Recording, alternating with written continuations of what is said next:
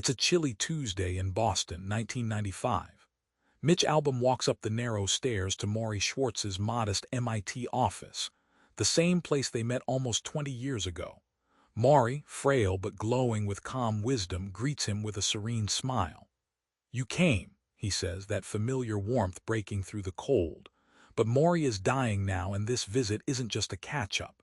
It's the start of a final lesson, one about life, love, and what really matters. Mitch's phone buzzes in his pocket. Can he put aside the noise and really listen this time? Mitch returns to Morrie's study, not as a student but as a man desperate for direction. The old routine starts, but this time the lessons bite deeper, laced with mortality's urgency.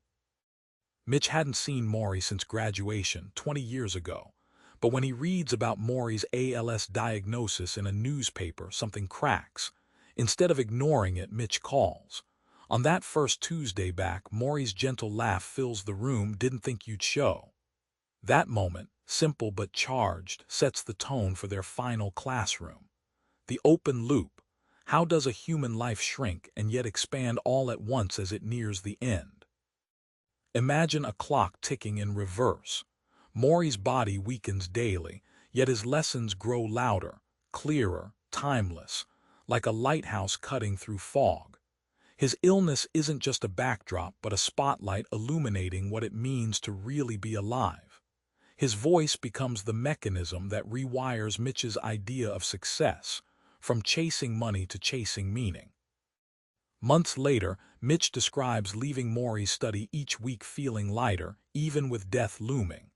Presence, showing up fully without pretense, outweighs any grand gesture. Morrie's gift. It's not about fixing life's problems, but embracing them with kindness. The classroom closes, but the lessons echo, reshaping Mitch's world forever.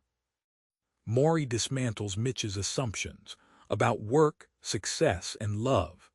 He draws lines in the sand, challenging the hustle that blinds us all.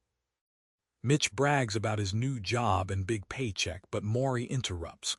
"What's the point if you're all alone?"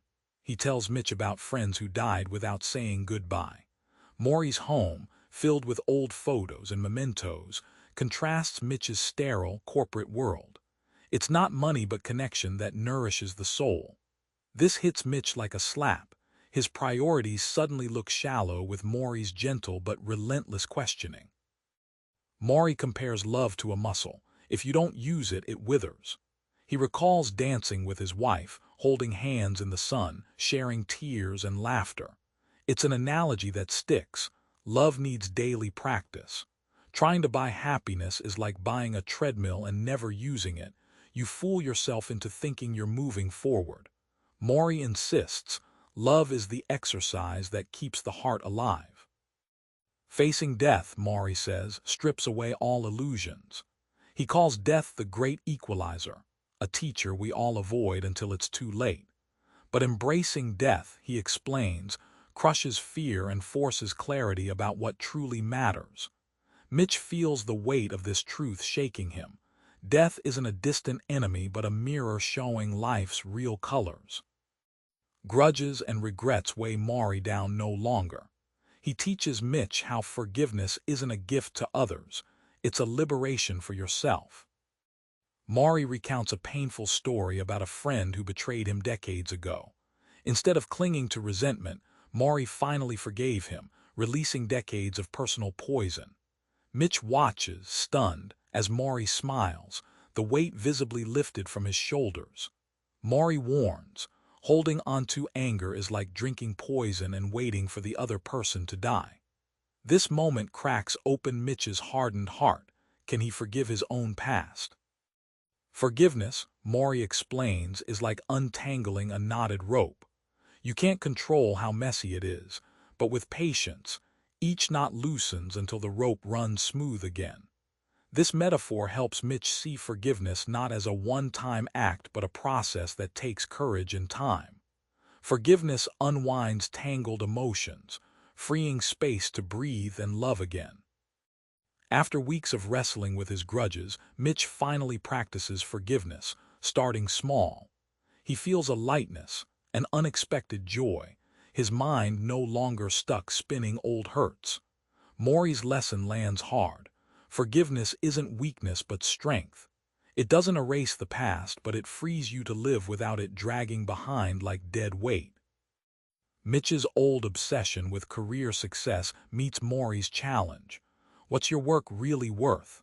The answer is as surprising as it is profound. Mitch boasts about his sports journalism job, how he's climbed the ladder fast. Morrie listens, then shrugs and shares his own history. A sociology professor who never cared about titles or bonuses, but about helping people. He tells Mitch how chasing money feels like running on a hamster wheel, constantly moving but never satisfied. That image sticks with Mitch as he watches Morrie's calm contentment despite modest means. What's missing in Mitch's hustle? Morrie likens work to water, necessary, life-sustaining, but only in the right amount. Too much and you drown, too little and you dehydrate. Mitch imagines drowning in endless emails and meetings, thirsty for meaningful connection. Morrie says your real work should satisfy your soul, not just your bank account. This analogy helps Mitch start questioning his 60-hour workweeks and frantic ambition. By the end of their Tuesdays together, Mitch redefines success. It's not about the size of your paycheck but the depth of your satisfaction and time with loved ones. He starts carving out moments to write, to call old friends, to just be present. Morrie's lesson is clear. Work serves life, not the other way around. Morrie's final weeks become a blueprint for embracing life even as death nears. It's a masterclass in presence, gratitude, and letting go. In their last session, Morrie points to the garden outside his window, the way sunlight hits the leaves, how a bird sings despite winter's chill. He says, "See that? That's living, every tiny moment rich with meaning, no matter what." Even paralyzed, Morrie finds delight in simple beauty. Mitch realizes life's richness hides in plain sight, waiting for you to notice. Morrie's body shrinks, but his voice and laughter erupt with warmth. He tells Mitch it's okay to cry, to show pain openly. Vulnerability isn't weakness. It's the doorway to real connection. Mitch watches Morrie's tears mixing with smiles, learning that true courage is letting people in. This revelation flips Mitch's tough guy image on its head. When Morrie finally dies, Mitch is devastated but transformed. The fear and denial have melted into gratitude for the lessons and love shared.